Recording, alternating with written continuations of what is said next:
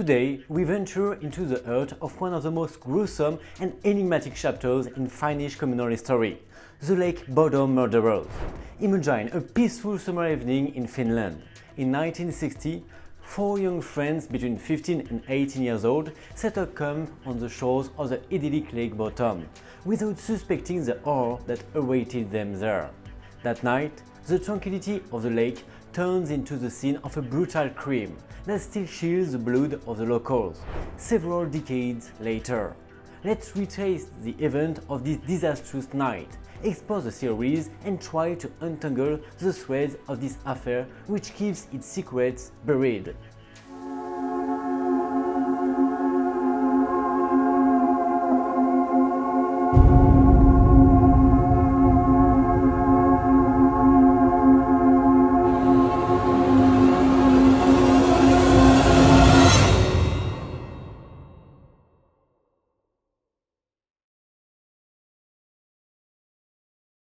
The Lake Bodom murderers is a case of multiple murderers that occurred in Finland in 1960.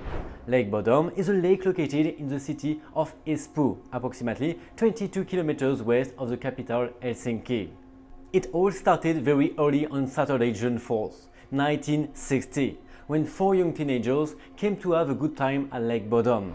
Among them were, please bear with me, these are Finnish names. I might as well tell you that I don't speak a word, but I'll do my best to try to do it in the proper way.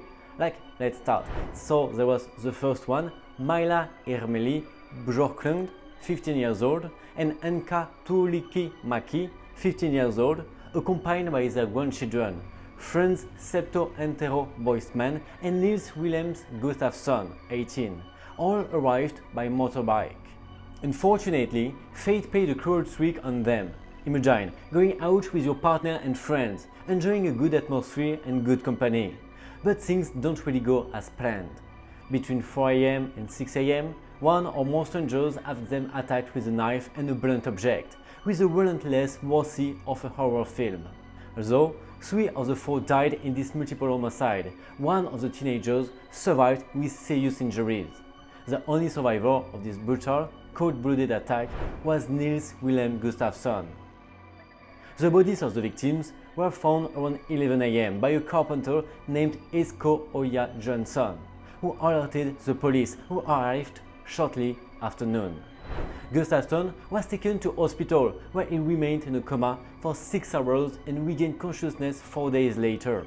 As a result of the trauma, spinal fluid was leaking from his nose and his chin was broken so badly that his teeth were protruding from his cheek. His head had numerous injuries and one of his ear canals was damaged by a stab wound. The only witnesses were apparently a group of boys uninvolved in this event, who had been nearby and had been watching the birds since 6 a.m.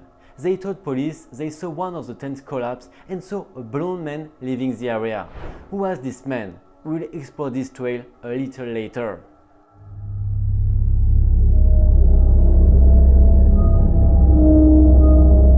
The killer did not attack the victims from inside the tent, but from outside with a knife and a blunt object. The murder weapons were never found. The killer did not take any of the victims' personal belongings, which intrigued investigators, including the keys to the young men's motorcycles, which were still in the same place after the crime. Gustafsson's shoes were found about 500 meters from the crime scene. The police did not cordon off the area or report the details, which was later considered a serious error. As a result, many police officers and others disrupted the crime scene and destroyed all remaining evidence. The mistake got even worse when Finnish soldiers were called in to help search for missing items around the lake, some of which were never found. Bjorklund, Gustafsson's girlfriend, was found strapped to the waist and lying on the top of her tent. Of all the victims, she suffered the most injuries. She was stabbed repeatedly even after her death, while the other 2 teenagers were killed in a less brutal manner. Gustafsson was also found lying on the top of the tent. Here's what we discovered for each victim. Maila Ermeli Bjorklund, 15 years old, Anja Tuulikki-Maki, 15 years old, Seppo Antero Boisman, 18 years old, all were stabbed and beaten. Nils Wilhelm Gustafsson, 18 years old, survived, suffering a sustained concussion, broken jaw and facial bones, and facial bruising.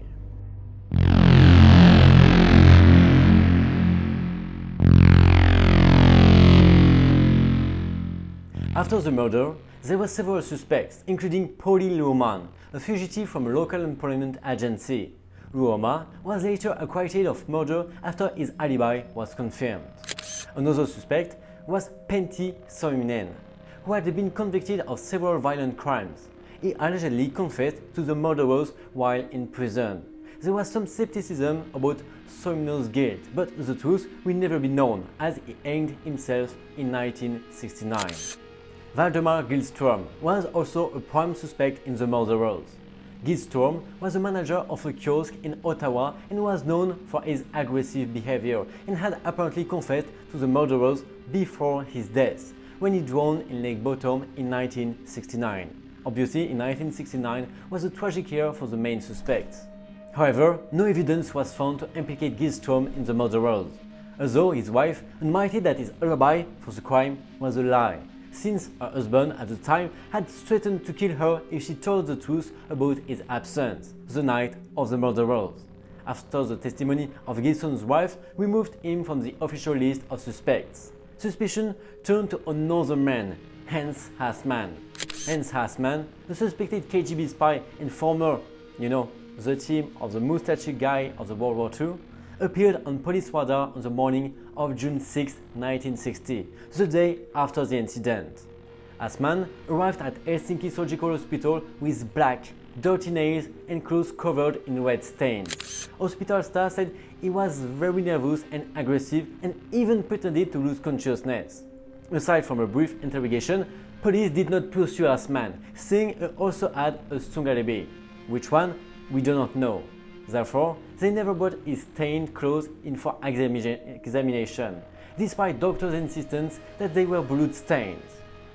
In addition to the suspicious hospital visit, according to the story, Hassmann raised other suspicions about the case because, after seeing a news report on the murderers that published the young witnesses' description of the man they had seen, a blond man detailing his haircut.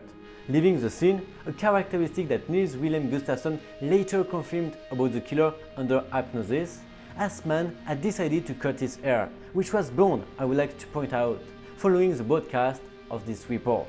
Ultimately, none of the multiple murderer suspects were convicted and the case remains unsolved.